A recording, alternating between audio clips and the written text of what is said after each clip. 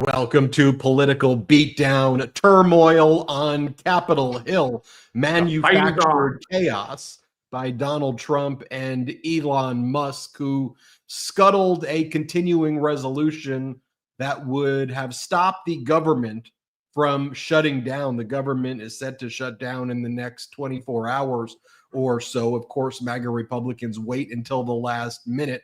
You had Elon Musk making post after post about killing a bill that the Republican leadership agreed to. There are, after all, the leaders. MAGA Mike Johnson is the one who put this forward. But then Elon Musk said this is all about wasteful spending, waste. So what do you do when you're complaining about increasing the debt? What do you do to fix it? Well, according to Donald Trump, you got to get rid of the debt ceiling so Trump can incur as much debt as he wants. So Trump chimes in and says, I will only support this continuing resolution unless we tie this continuing resolution to stop a government shutdown to a debt ceiling elimination, or to stop the debt ceiling from coming up again in the next few years. So Donald Trump says we need to get rid of the debt ceiling. So moments before we started this live, Donald Trump announces, we have a great deal, the greatest deal ever. This is so much better. And it's basically the same bill that he and Elon Musk previously opposed. But now we find out that it just gets rid of the debt ceiling through 2027. So Trump can, give his tax cuts to billionaires and incur all the debt he wants to. So quite literally the opposite of what they said they were going to do. So we'll see what happens there. Also, we should talk about, I had the incredible honor of interviewing President Biden in the Roosevelt Room of the West Wing in the White House. It's a great interview. We released it on our YouTube channel. Make sure you watch that. And other than today, Cohen, in the past 10 days, too, the stock market's been down 10 days in a row since Donald Trump went to the New York Stock Exchange. It's really the first time that's happened since 1974. It's before today. And the Fed announced its interest rates cuts by 25 basis points, but stated that it was unlikely to engage in future cuts because of Trump's tariffs and all of Trump's conduct that they're worried about in the future, that there being the expectations that inflation will be higher as a result of Trump policies. Fed Chairman Jerome Powell said. Cohen, I missed you. Anthony Davis held down. Well. If we're going to play that game, first of all, very proud of you. I think that's actually your second interview with the president, if I'm not mistaken. I'm glad you enjoyed DC without your, third brother. That's okay. The Meiselas brothers were there in D.C. whooping it up without, of course, yours truly. But Anthony was spectacular. Our brigaders enjoyed him very, very much. They almost tried to get me to have him, return as opposed to you. But I'm just saying, little hurt feelings here. But listen, the Roosevelt Room is awesome. The White House is awesome. Biden was a great interview. It's really funny. Had he been like that, as he was with you during that debate, much of this never would have happened. Isn't that amazing? Well, one of the things that I set out to do in that interview was I thought it was important to still ask tough questions. I didn't want it to be like a softball, but I wanted to also be respectful and dignified and let him speak. There are so many interviews that are like gotcha after gotcha after gotcha questions where the interviewer wants to make it about themselves and like, oh, you got him with that question. And my whole kind of framework going in, which is the framework within which we've built this network, is when we have guests on, I want to listen. I don't want to make it about me.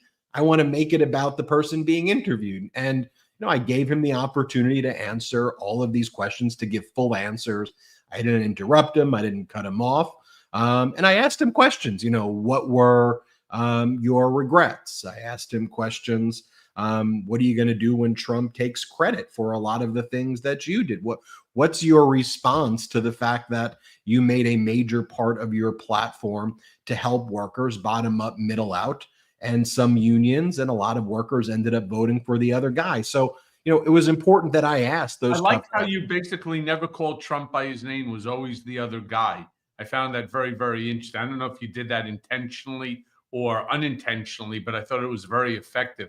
And it was a very classy interview, as Cheyenne is saying. Well, here's my thought about that too, is that this was Biden's moment in the interview. It wasn't Trump's moment Trump gets the platform every day from corporate media around the clock. I don't even need to bring up his name in the Roosevelt Room. Everybody knows what's looming and what exists. So it wasn't about that. I mean, to me, it was about President Biden. Talk about your accomplishments, talk about your regrets. What would you have done differently? What are you going to be doing in the future? Why is it that you invited Trump to the White House when, he's making all the threats? How do you do that and smile and have him sit there when, when he says all of these things? And, I think that history, I think people have appreciated the style of that interview, and I dedicate that to all the Midas Mighty out there, everybody who watches, all of these shows. You are a part of that. Well, President Biden said so himself. He was talking about, your network and the significant impact and viewership that it has, which is why I presume you were there, to represent. And you did a great job in representing not just our political beatdown brigaders and all of the various groups that are affiliated to the Midas Touch Network, like My Mea Culpa, Legal AF, Mike Popak, Politics Girl, you name it, right? The Meiselas brothers, all of the various different groups, but you represented everybody incredibly, incredibly well. I tell you, there was something that I would have pushed him on, which is part of the question that you asked about the mistake that he may, or that he may have made over the past 4 years as president. And I think the only real mistake that I would have liked to have pushed him on is a secondary question. Why didn't you use the office, the Oval Office, as a better tool to communicate to the American people based upon your significant accomplishments? You ask 90% of the people that are out there, name 5 or more of the Biden administration accomplishments, and they can't do it. And the funny thing is, if you ask them about the negatives, there are more than a plurality of Americans that think that our economy, as an example, is in the toilet. And only Donald Trump will be able to, there you go, right? It's absolutely not true, right? You got, 12.6%, 16 million new jobs, 1.6 million, lowest average unemployment rate, incomes are up, blah, blah, blah, blah, blah. These are just some of them. Forget about the CHIPS Act, Affordable Care Act, all of these are accomplishments. And what I would have done is I would have said to him, you got to copy sometimes a little bit from the playbook of the guy who you replaced, especially when that guy does it well. What would have been wrong to see Biden every single day from the Oval Office, President Joseph Biden, 5 minutes, 10 minutes, whatever it was, and everybody, you, me, everyone on this network and so on, could use that clip and talk about it. Today, this is what we did. Here's an accomplishment with the infrastructure bill. We signed another 20 different contracts in order to fix America, to fix the roads, the bridges, the tunnels, the airports, and so on. Because to be honest with you, some of the bridges, some of the tunnels, some of the airports, they're shit. Especially when you listen to Trump talking about how the airports look, for example, in Saudi Arabia or Dubai or the Emirates, where you land on the concrete, it's like landing on glass.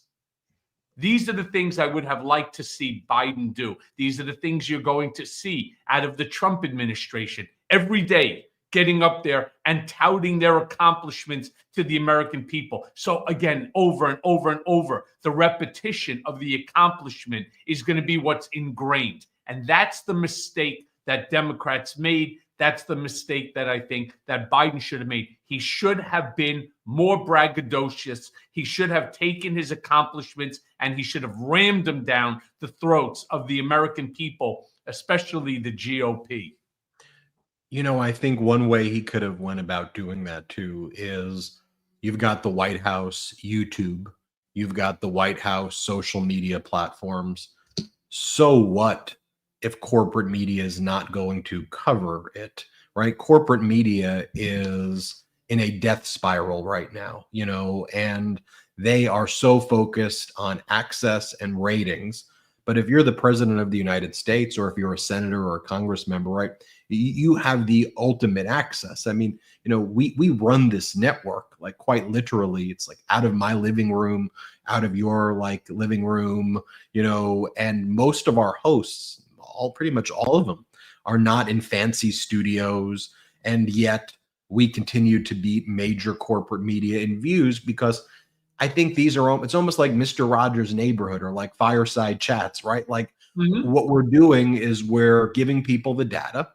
We're not delivering it. Sometimes we get animated, so I don't want to say we're never like theatric, but we're calm in our delivery. We try to keep this as dignified as we can. You know, we're very careful in our research. It doesn't mean we're always, you know, get everything right, but we just kind of bring the facts. And so, you know, the right-wing ecosystem is built to give a platform to Trump's voice every single day in a consolidated, coordinated way. That simply doesn't exist on the Democratic or pro-democracy side of things. But the reality is that I think that if, to your point, Cohen, if someone like President Biden would spend 5 to 7 minutes in the Oval with the fireplace in the background, you know, embrace his age. Embrace his age. Put on the same, like the way Mr. Rogers did. Put on the same little sweater vest, the whole bit, and just talk to the American people.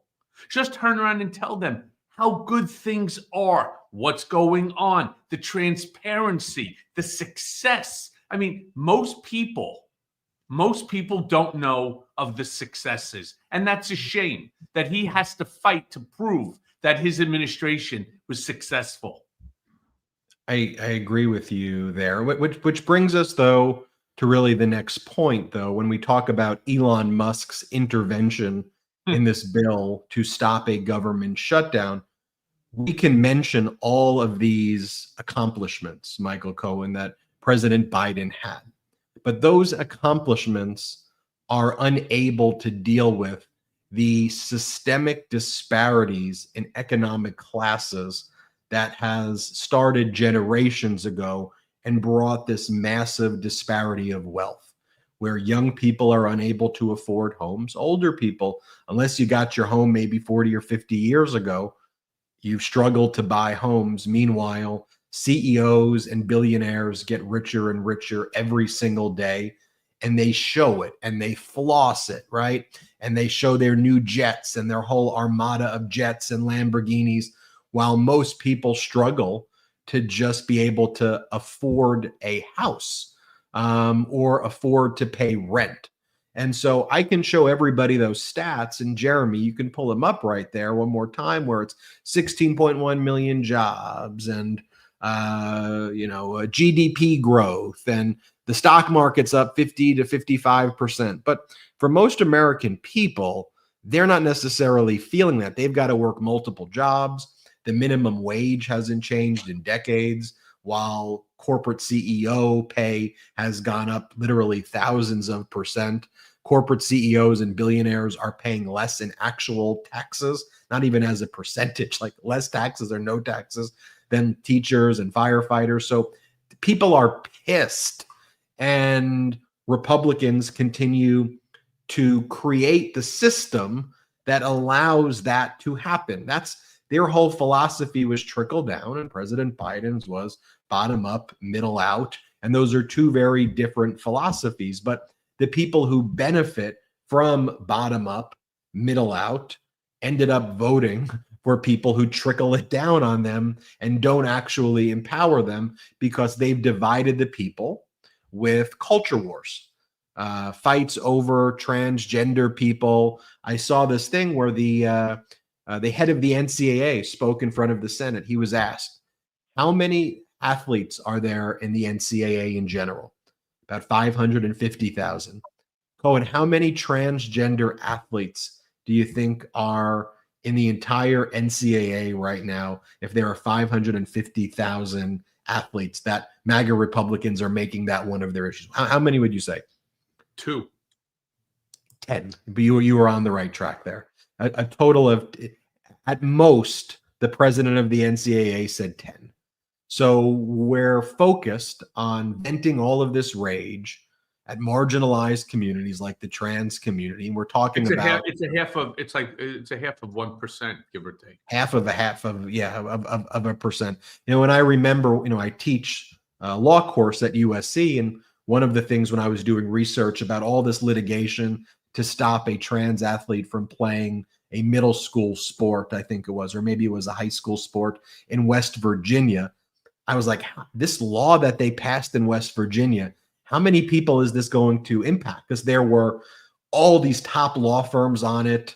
Like, they were spending millions of dollars. There was one transgender athlete in all of West Virginia that this tens of millions of dollars was being poured into to prevent someone who was like, but you know, freshman. Ben, I want to give our brigaders just a little insight into something that happened when I was at the Trump organization and so on. And I find it interesting that Trump even ascribes to this sort of nonsense with transgender and so on. We had an issue where there was a transgender candidate for the pageant based out of Canada.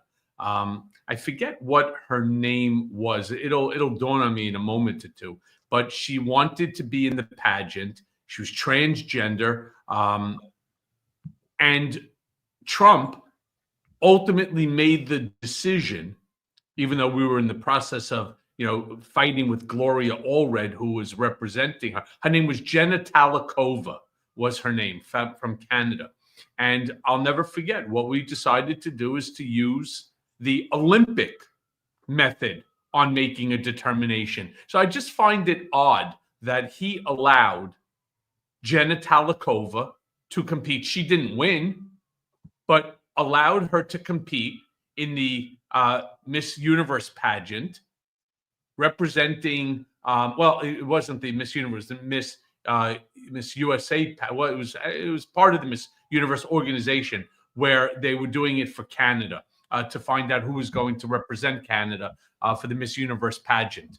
And he allowed it to go forward because that's the way that the Olympic rules work. And I just don't understand, if that's the way the Olympic rules work, then why is the NCAA any different than that? Which has still always confused me. But again, is this really what we need to waste our time talking about? We're a country right now that seems to be hanging right off the side of a cliff when you have this billionaire classes you were referring to that are controlling all levers of government. They don't understand the world as you do, as I do, as our brigaders do, because even if they shut the government down in the next 24, 48 hours, I'm going to ask every brigader out there to answer this to yourself. You think that these billionaires are going to be affected in any way, shape, or form? Do you think that whether or not, you know, they get their, their mail, that they really care about it or not? You think that it's going to affect their Christmas vacations? In fact, the fact that they're even talking about doing this during Christmas time, it just goes to show you that they just don't care. This billionaire class does not care about you, me, or anyone other than themselves. And this is the danger when you allow this to happen. I mean, this is not a joke. This is not a joke when you have somebody who is one of two people. It's Elon Musk and Vivek Ramaswamy are going to be leading a program. Hear me again, a program called Doge or Doggy or whatever you want to call it, which is designed Department of Government Efficiency. Now, of course, a lot of people making fun. Why do you need two people, right? When you could do it with just one. So that doesn't sound too efficient. But more importantly, that program is not in effect yet because people are forgetting the fact that right now, today, the 19th of December, 2024, our president of the United States is Joe Biden.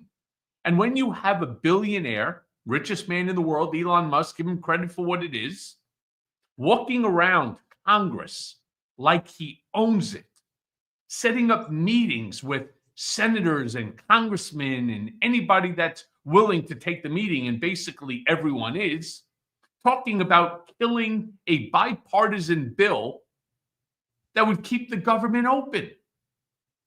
And you got to say to yourself, what are we in store for come January 20th?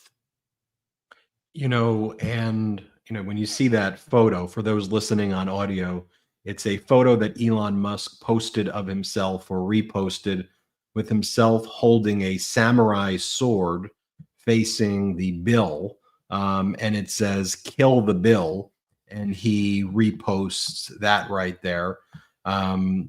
He also posted the following: "No bills should be passed Congress until January 20th when Trump takes office." There's another one where he says, "Kill Bill," like the movie Kill Bill. He reposts that. And he's also saying that the government should not be funded at all through until Donald Trump gets into office, which would cause major suffering. Now, Elon Musk's been out there with Donald Trump. And what did they say, Cohen, that they want to do? They said they want to cause economic hardship and inflict it on the people because they say that temporary economic hardship is necessary to basically restructure everything in their vision.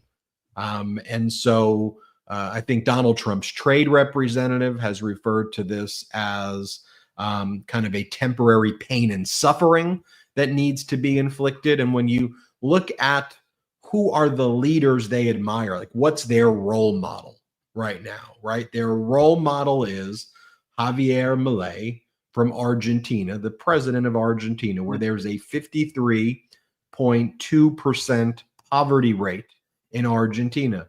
Here's a guy who says, "My contempt for the state is infinite," and he takes photographs with like chainsaws, slicing through bills. But the poverty rate, 52.9% poverty rate. I was close there. I was off by a few percentage points there. But that's who they want. They want to inflict austerity measures that screw over and harm 99% of Americans while they get tax cuts for billionaires and plunder and pillage our country right now. I want you to think about why it is that Donald Trump is saying right now to eliminate the debt ceiling. Because Trump, and you know this from your dealings with him, Trump says he's the king of debt, even though ultimately the debt ends up bankrupting his companies or many of his companies, as has happened in the past. And he just views debt's debt. You can restructure it. It doesn't really matter. So Trump added $8 trillion in debt during Trump administration 1. Economic projections of Trump administration 2 is that on the lowest end, he will add $5 trillion of debt. On the average, it will be 10 trillion. On the high end, it'll be closer to 15 or 20. I think, though, it'll probably be closer, if he does what he wants to do, closer to $50 trillion or $60 trillion, because that's what he does. If the conservative estimate is 20, I'll just put a multiple of 2 or 3 on that when it comes to Donald Trump. Ben, before we jump off the topic, I'm just wondering your thoughts as a fellow attorney, because this has never happened in America before. We have things like the Hatch Act. And the Hatch Act is for government agents or employees not to not to meddle in government affairs. But then you also have the Logan Act, which is for citizens interfering with international affairs and trying to negotiate and create resolutions to disputes between the United States and foreign countries. But we don't have an act that smashes the two of these together. Maybe we'll just call it like the Latch Act or something like that, where it goes ahead and it's, as a citizen, to be interfering in the government, in the government's business and the passage of bills and stuff like that. There has to be something. I mean, we all know that it's wrong, but there's just no law. This is how I'd approach it if I'm thinking creatively as a litigator during this time period. There's a doctrine called quasi-governmental agents or authorities. When you're draped by the government with the authority of being the government, even if you're a private entity, you become responsible for a lot of the laws that apply to government actors, and specifically public record laws. So one of the things that I'm just curious about as a lawyer, if anybody's thought of this before, are the communications, for example, between Elon and Doge, a government entity. Does that hold on susceptible to FOIA? No, wait. Doge doesn't exist. It doesn't exist until January 20th. Because somewhere along the line, everyone is forgetting that Joe Biden is our president. Doge doesn't exist right now. It will exist on January 20th when President Trump says it exists. But right now, he's acting as a U.S. citizen interfering in government operations. And I don't care what anybody says, there has to be something illegal about it. And as far as I'm concerned, the government should be taking a look at things like this. He stopped a bipartisan bill. And he doesn't even have any power right now. I want you to think for a second, when he does have the power, Ben, think about how much more damage could end up occurring. Or maybe not. We're getting news about what this new bill looks like after Elon and Trump killed it. So as this one account says, Armand Domaluski goes, so let me get this straight. Elon hyped a bunch of people up about random items in the prior spending bill.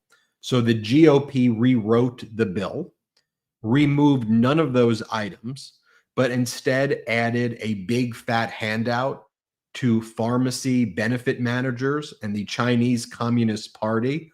The epic move, sir, because restrictions on U.S. outbound investment in China have now been knocked out of the package as well. And so they basically made this billionaire friendly and passed the exact same one they claimed that they were against, now made it billionaire friendly. And now they're trying to ram this one through the American people with handouts for the billionaires. We're going to stay on top of this, but I did a video with Adam Mockler, who leads our Gen Z reporting here, and Mockler was asking me about the tactics that Trump uses. One of the things I said to him, Cohen, is that American people don't understand civics anymore. I mean, older generations may, but when we grew up, it was the Schoolhouse Rocks. We understand how a bill was made and how a bill became a law. And we understood there were different chambers of Congress, and there was the House and the Senate, and what the function was of the executive branch. It seems that all of that, with the Republican assault on education, has been destroyed. So people don't even know what any of this stuff is. Continuing resolutions and stopgap measures. And so Trump and the billionaires exploit. Yeah, I think Ben froze. Let me go on to just say this. First and foremost, what's going on is absolutely wrong. We're going to come back to it right after we take our first ad break of this event.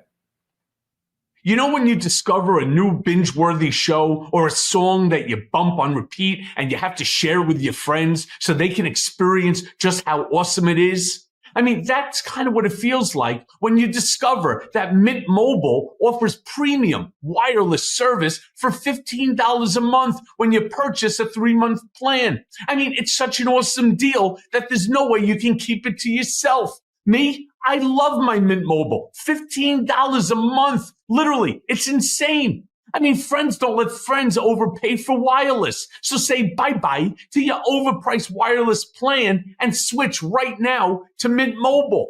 I mean, Mint Mobile is here to rescue you and your squad with premium wireless plans, again, starting at just $15 a month.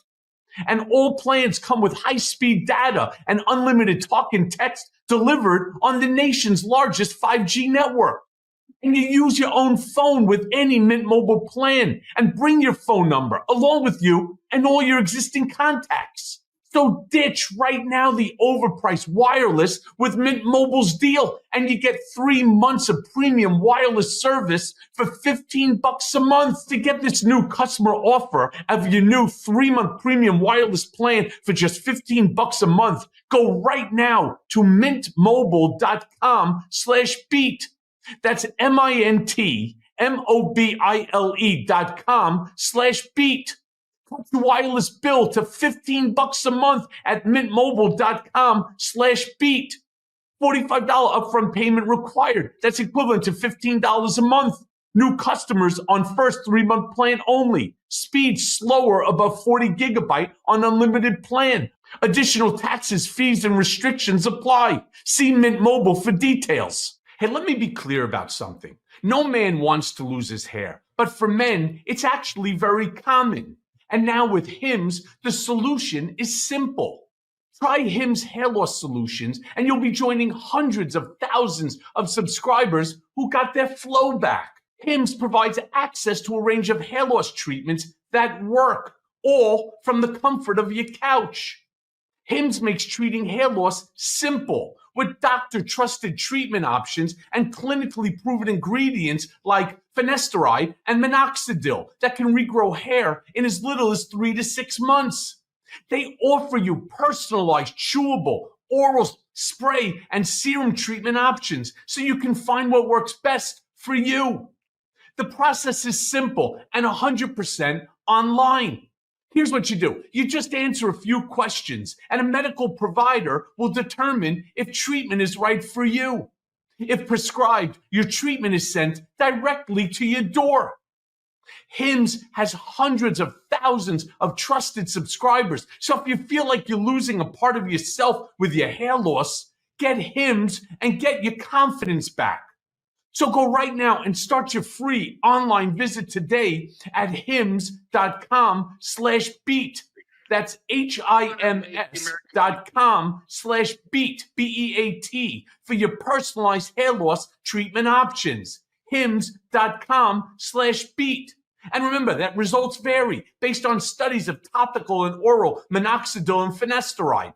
Prescription products require an online consultation with a healthcare provider who will determine if a prescription is appropriate. Restrictions apply. See website for full details and important safety information. Golden Nugget Online Casino invites you to turn the cold gold.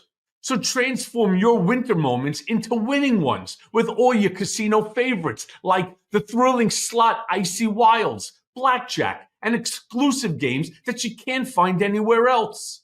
Plus, enjoy special seasonal rewards all winter long.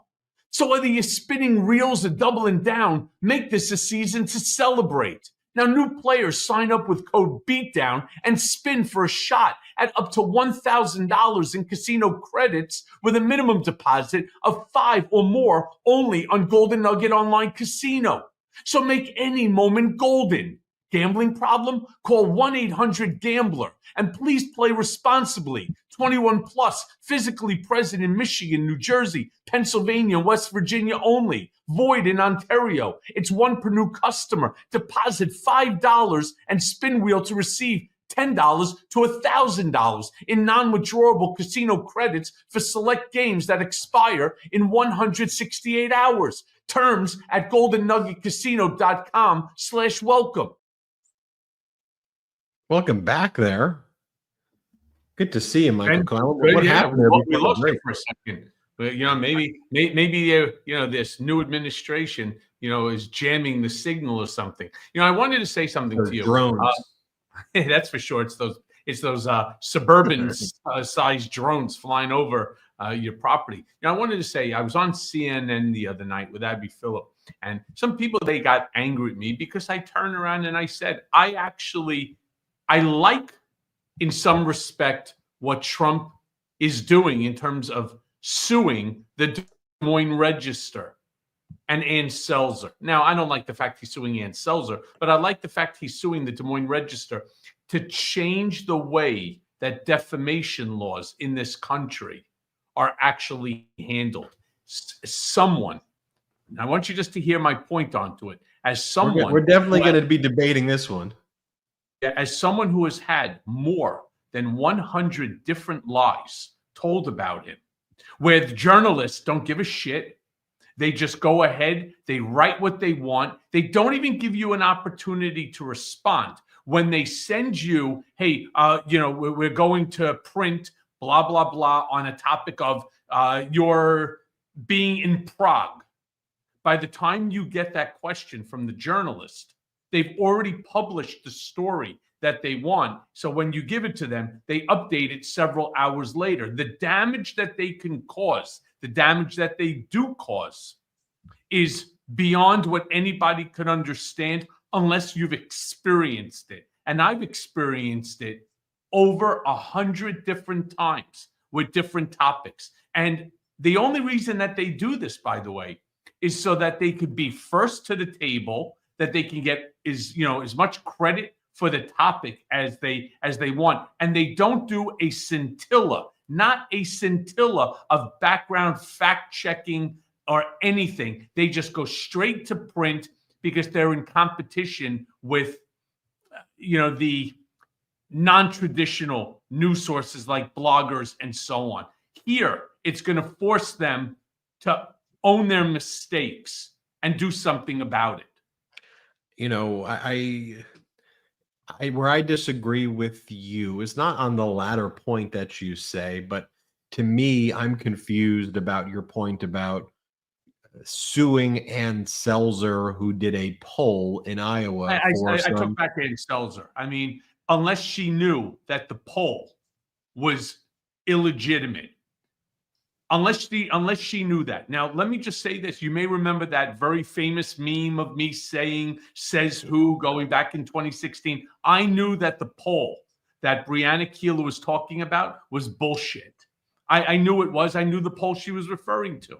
And so just assume, and look, go with Ann Selzer. Just assume in the wildest example, she knew the poll was BS, despite the fact that she has her own methodology that's been accurate, that she applied here over and over again. And let's say that she ran it through her rigged algorithm and came up with an outcome that was incorrect and wrong. But Donald Trump ended up winning that state and winning the election.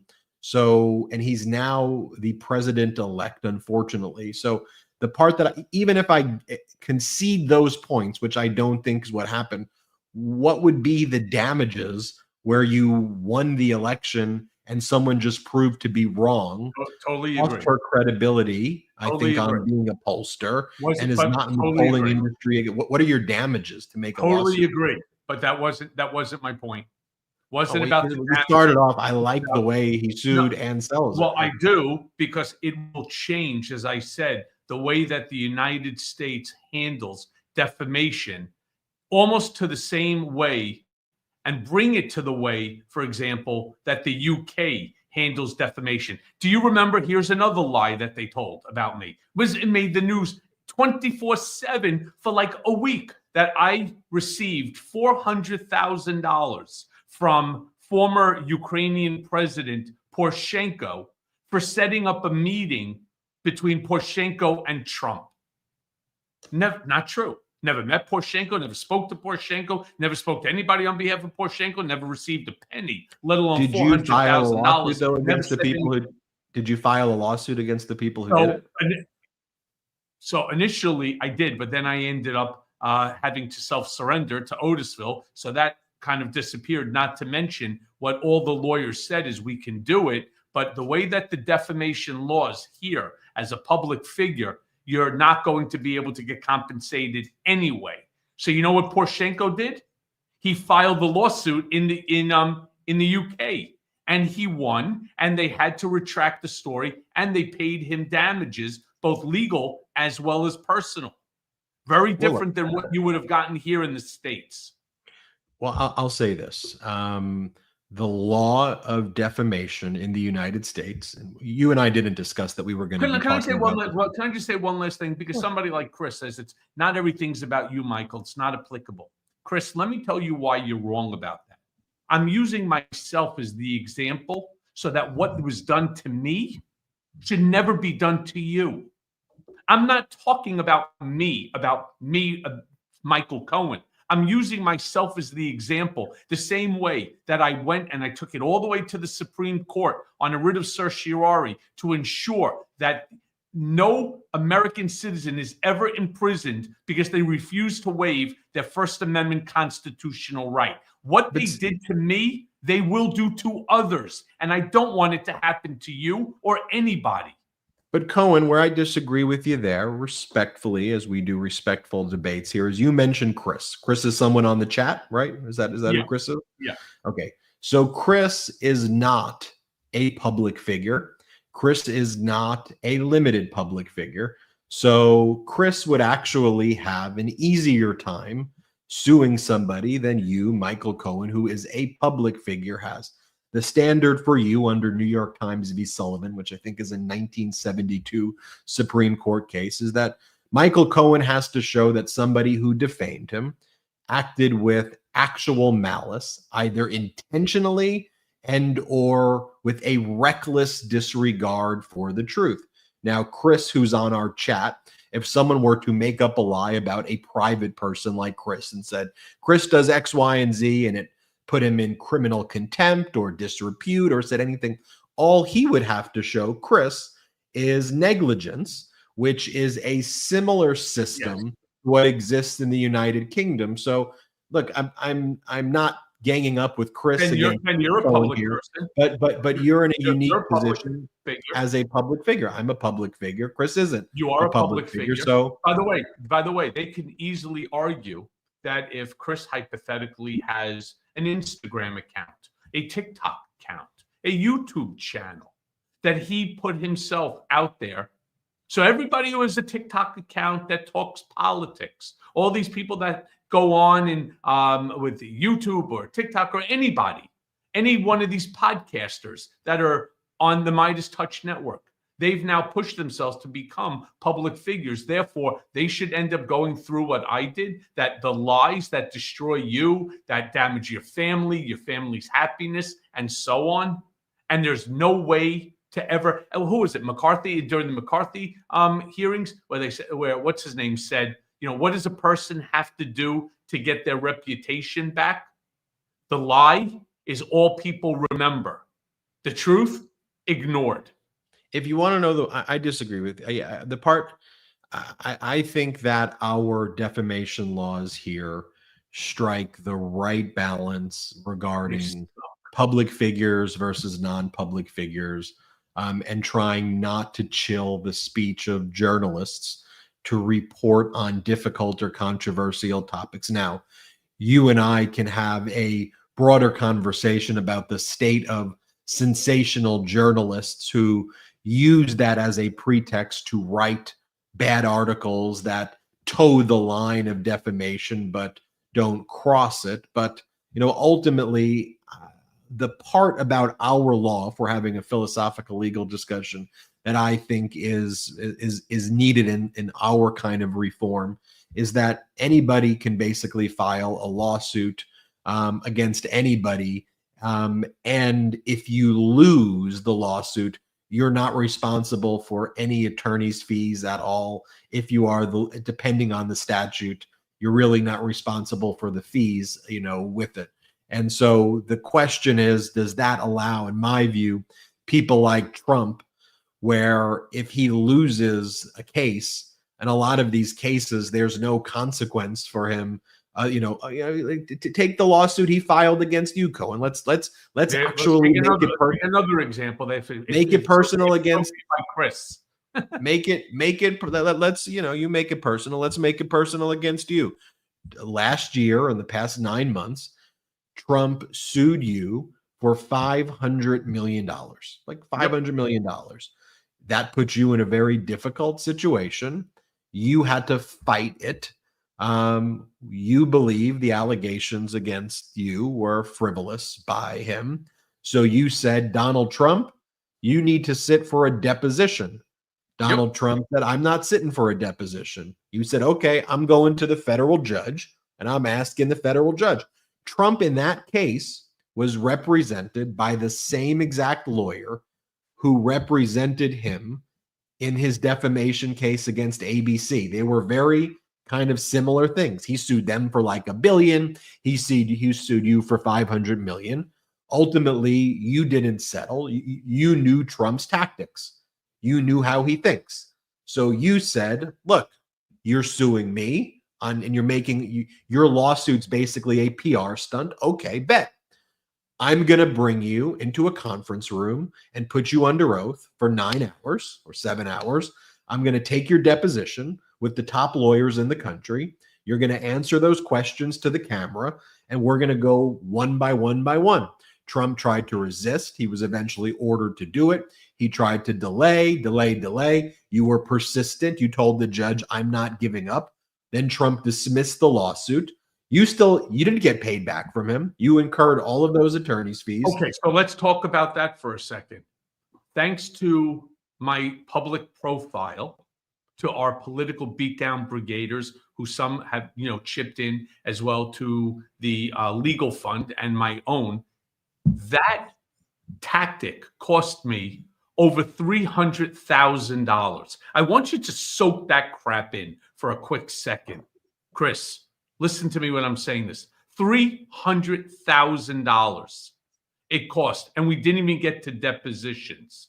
So just imagine the damage that these mega billionaires can do, because Trump doesn't just have his money, the billions. He's got the RNC money, big money. He's got super PAC money, really big money. And his money's got money with the mega billionaires that are behind him, like an Elon Musk, who could take 1 week's worth of interest and basically bury anyone, which is why ABC ended up capitulating to a $16 million settlement. And I suspect the Des Moines Register and Gannett do the same exact thing. It's not right. And the point of the matter is, what this defamation scenario is, it's only supposed to force, my position, it forces journalists to do what Ben and I do here every single week, twice a week with each and every one of you. What I do on my Mea Culpa podcast, what he does on the Meiselas brothers and Legal AF and everything else. You get facts. So you can't just spew off horse shit. You actually have to do your homework. Most journalists don't do that. And as a result, my opinion, this is just my opinion, you can differ, and I respect that. My opinion, it's going to force journalists to be better and not try to rush out an article in an hour without doing any fact checking, without having acknowledged that the sources that they may be using are full of shit. Can't you say, though, in the alternative, what it does is it's chilling the First Amendment rights of journalists who are afraid, by forcing them to be accurate? No, that they're afraid that if they believe they're citing to a judicial opinion whereby a federal judge said that the distinction between a rape and a sexual assault involves a technicality under New York law, and you're on a TV show in a public way, and you're out there saying something that at least looked not too different from what the New York judge was saying about the New York law on these issues, that all of a sudden, boom, you're going to get hit with a defamation suit by describing it's wrong. It's wrong. And by the way, George is a veteran. George is wickedly bright. I know George almost 30 years. He's super smart. He was wrong. And you know what? The people that were scripting out the show, they were wrong. Did they do it maybe for sensationalistic purpose? You never know. I'm not saying he did. I'm not saying that they didn't. That's a settled case. My only point is that now journalists are going to have to do their homework. They cannot just do a scintilla of fact-checking information. If they do even that, you're right. Because Miss T Vibes, you're right. Facts matter. Well, facts matter, but let me read every single day. You say Stephanopoulos is wrong. Let me read for you what the judge, federal judge Lewis Kaplan in New York, I know, no nonsense federal judge, right? We all agree this guy's a no nonsense guy. He presided over the 2 E. Jean Carroll cases. This is from his order. This isn't Stephanopoulos. This is what federal judge Lewis Kaplan wrote. Order 1. As the court explained in its recent decision, denying Mr. Trump's motion for a new trial on damages and other relief in Carroll 2, based on all of the evidence at trial and the jury's verdict as a whole, the jury's finding that Mr. Trump, quote, sexually abused Miss Carroll implicitly determined that he forcibly penetrated her digitally. In other words, that Mr. Trump, in fact, did rape Miss Carroll, as the term commonly is used and understood in contexts outside of the New York penal law. That's not what Stephanopoulos said. That's what the federal judge on the case said. Let me read for you what the federal judge said in another order. This jury did not award Miss Carroll more than $2 million for groping her breast through her clothing, wrongful as that might have been. There was no evidence at all of such behavior. Instead, the proof convincingly established and the jury implicitly found that Mr. Trump deliberately and forcibly penetrated Miss Carroll's vagina with his fingers, causing immediate pain and long-lasting emotional and psychological harm. Mr. Trump's argument, therefore, ignores the bulk of the evidence at trial, misinterprets the jury's verdict, and mistakenly focuses on the New York penal law definition of, quote, rape to the exclusion of the meaning of that word as it is often used in everyday life and of the evidence of what actually occurred between Miss Carroll and Mr. Trump. So, Cohen, I agree with you. Facts matter, but what I'm reading for you is not what Stephanopoulos said. I'm reading for you what the judge said. And if you want to argue with me, hey, Ben, I think Stephanopoulos acted carelessly in picking the wrong word. I would respectfully refer you back, though, to that court's order. And ultimately, if that case were to go to a trial, let's assume that after the depositions were taken, there was Trump sitting there at trial and Stephanopoulos sitting there in the defense seat, right? Donald Trump's lawyers would be looking at the jury and they would be saying, ladies and gentlemen of the jury, a jury did find in New York that Donald Trump inserted his finger into the vagina of a woman without their consent. But, ladies and gentlemen of the jury, what has defamed my client is that the intimation by Mr. Stephanopoulos and ABC was that the non-consensual touching was with a penis and not a finger. And for that basis, ladies and gentlemen of the jury, because it was a finger and not a penis, my client was injured.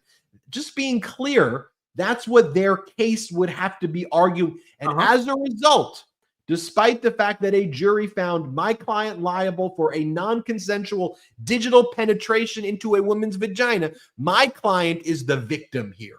Donald Trump is the victim here, ladies and gentlemen of the jury, because it wasn't his penis. We close. What do you think Stephanopoulos' lawyer, you think represented by Gibson Dunn, Boutros, one of the top lawyers, you would be arguing to the jury. You would say, ladies and gentlemen of the jury, we're seriously here. Okay, let's put Donald Trump on the stand. You think Donald Trump takes the stand in a case like that? You think Trump's going to be, he's the witness. He's not going to take the stand. He would have dismissed that case. It would have went away. I think why I gave that whole windup is, in my view, where I disagree with you, is that I think it's chilling on First Amendment rights. And you and I, the great thing about the show is we can have this respectful dialogue with facts and let the people decide. But I want to show people what that case, you do the Seltzer case. Ladies and gentlemen, there was a bad poll. There's a case I remember going back to 1988, I think, or 1989, my second year law school. I remember there was a case about a man who was 80-something years old, and the charge against him was rape. He allegedly had raped a young child, and so on. Ultimately, and I believe it was, if I'm not mistaken, it was Judge Learned Hand, who is one of the most,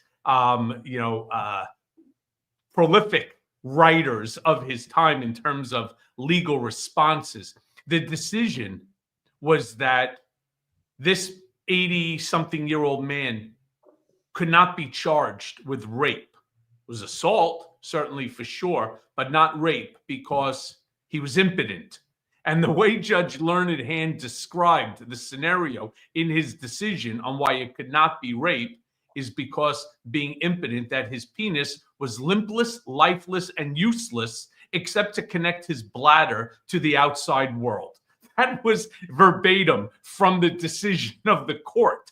And so all I'm saying to you here is there's certainly precedent in terms of where Donald Trump's lawyers would have gone on this based upon the usage of the word. All I'm saying is whether or not, and I don't give a shit about ABC or Disney and why they ultimately did it.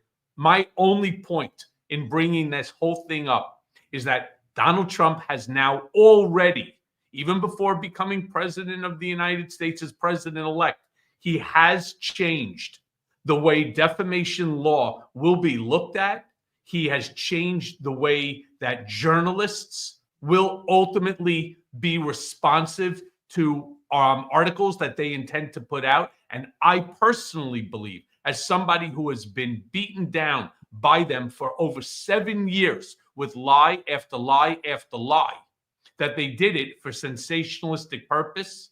Even if Fox now does it, I promise you, you and I will be talking, and I will be bringing lawsuits, defamation lawsuits against anybody that starts perpetuating or promoting these lies. And it's not just me, it's everybody. Well, look, make them do their work. People have heard the debate where what my view is on the status of First Amendment law, the New York Times v. Sullivan standard, public figure, limited public figure, which I agree with. That doesn't make me believe or feel any less sympathetic to Cohen. The fact that, you have been targeted with a lot of articles that are untruthful or sensationalist in nature.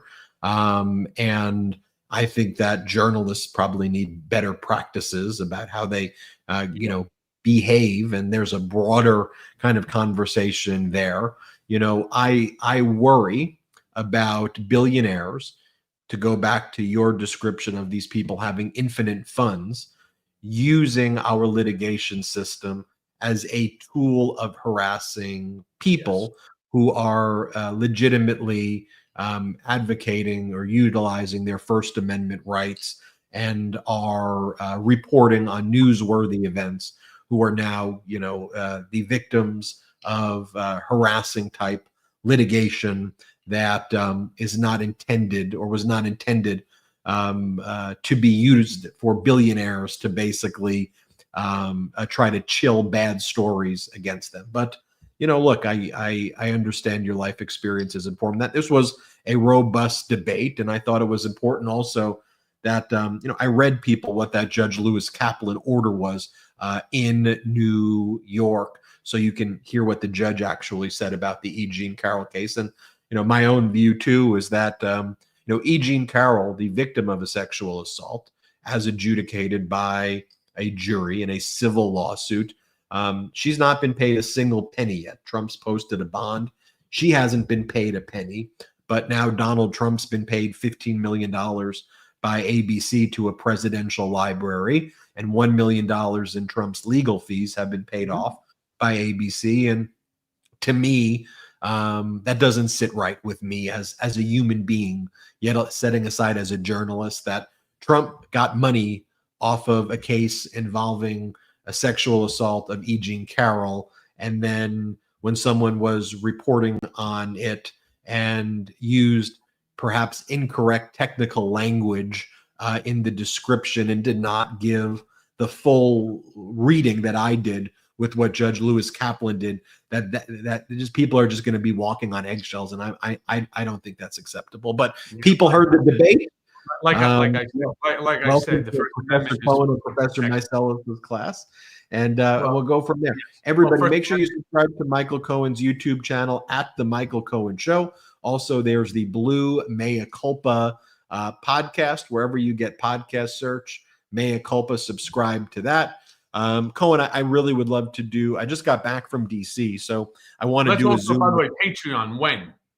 Let's talk. I want to do it immediately. I literally just got back from DC. Can we do it on Tuesday?